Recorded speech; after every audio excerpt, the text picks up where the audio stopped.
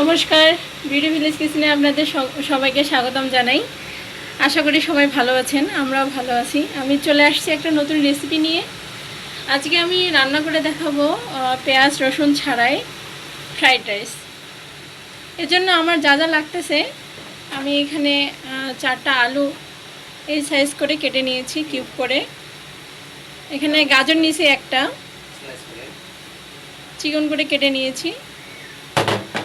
আর যা যা লাগতেছে এখানে কাঁচামরিচ নিয়েছি, আদা বাটা, চিনে বাদাম, 4টা এলাচ, এক টুকরা দারচিনি, কিশমিশ, আর এখানে কয়েকটা কাজু বাদাম আর কাঠবাদাম আমি কুচি করে নিয়েছি। তো চলুন। আর এখানে আমি চাল 1 কেজির মতো নিয়েছি। সেটা অনেক আগেই ধুয়ে দিয়ে জল ঝরায় রাখছিলাম। এটা পোলাও চাল।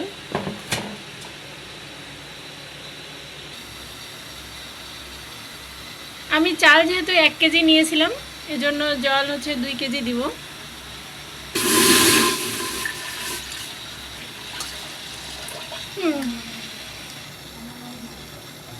এবারে দিয়ে দিব এলাচ দারচিনিগুলো, মানে যতগুলো মশলা আমি দেখাইলাম এগুলো সব এক এক করে দিয়ে দিব। কিশমিশ, কাজু, কাঠবাদাম, চিনে বাদাম, কাঁচামরিচ আমি যতগুলো নিয়েছিলাম তার অর্ধেক দিব, পরে নামানোর আগে আগে আর অর্ধেক দিয়ে দিব।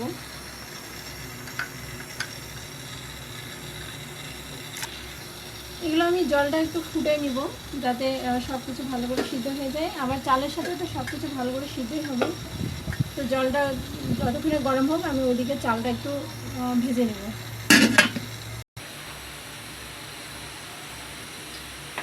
যে আলুগুলো দেখাইছিলাম সেই আলুগুলো একটু ভেজে নেব, এর জন্য কড়াইতে তেল দিয়ে দিয়েছি।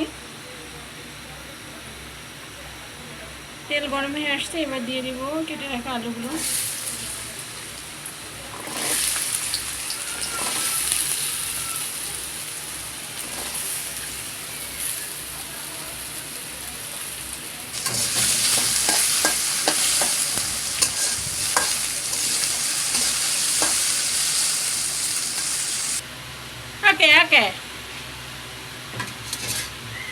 আমি আলুগুলো 5 মিনিটের মতো করে, মানে মিডিয়াম আছে, ভেজে নিয়েছি।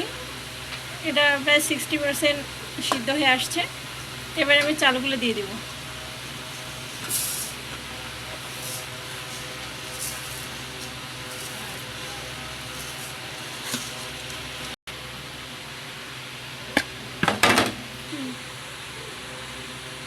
দিয়ে দিব আদা বাটা। ফ্রাইড রাইসে কিন্তু আদা একটা ভালো ফ্লেভার দেয়। যেহেতু আমি এখানে পেঁয়াজ রসুন ছাড়াই রান্না করব, এই জন্য আদা দিয়ে দিলাম। একটু চালটা ভালো করে ভেজে নিব, চালের হচ্ছে কালার পরিবর্তন যতক্ষণ না হয়।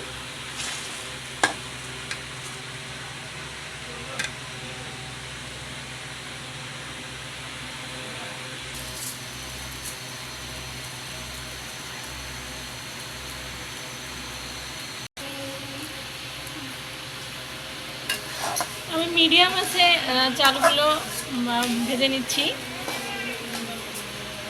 চালের কালার চেঞ্জ হতে শুরু করছে, এমন অবস্থায় দিয়ে দিব কুচি করে রাখা গাজরগুলো।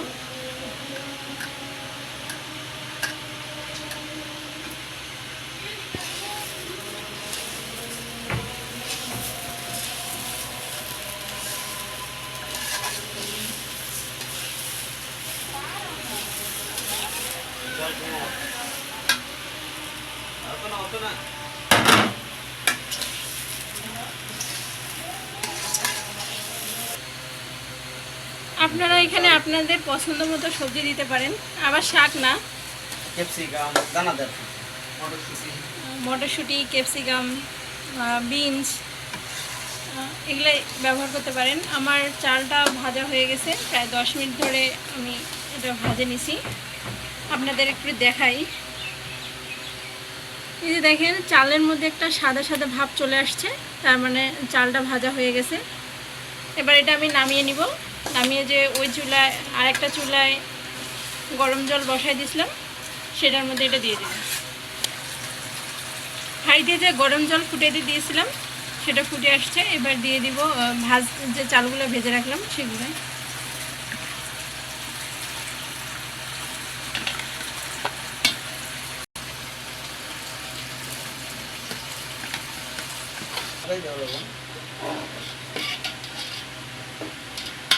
চাল পানিতে ফেলা শেষ হয়ে গেছে। এবার দিয়ে দেব স্বাদ মতো লবণ। আপনারা আপনাদের স্বাদ মতো দিবেন। এবার যে বাকি মরিচগুলো রাখছিলাম আমি, কাঁচা মরিচগুলো, সেগুলো দিয়ে দেব স্বাদের জন্য। এবার ভালো করে চাপা দিয়ে দিব যাতে বাতাস বাইরে না আসে। আর এর সময় চুলার আঁচটা আমি একবারে কমিয়ে দিব। দাঁড়াও,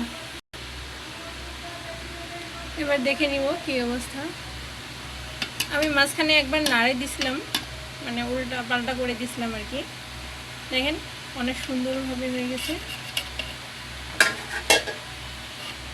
দেখি আলুটাও সুন্দর করে সিদ্ধ হয়ে গেছে।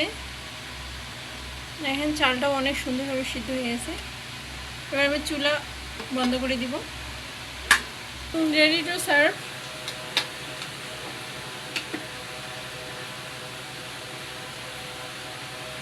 কত সুন্দরভাবে ঝরঝরে হয়ে গেছে।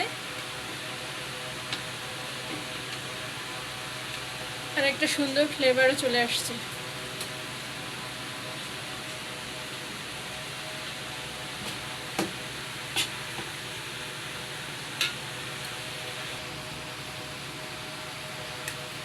এটা আজকে বুট ডাল, তারপরে কাঁঠালের তরকারি, মোচার ঘন্ট দিয়ে খাওয়া হবে।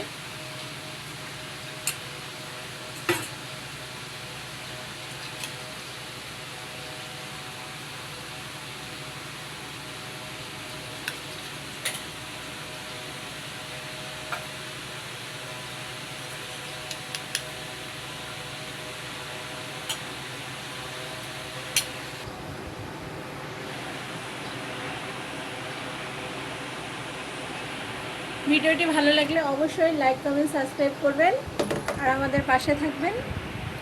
দেখা হবে আবার কোনো একটা নতুন রেসিপি নিয়ে। ততক্ষণে ভালো থাকবেন। আজকে এখানে বিদায় নিলাম। নমস্কার।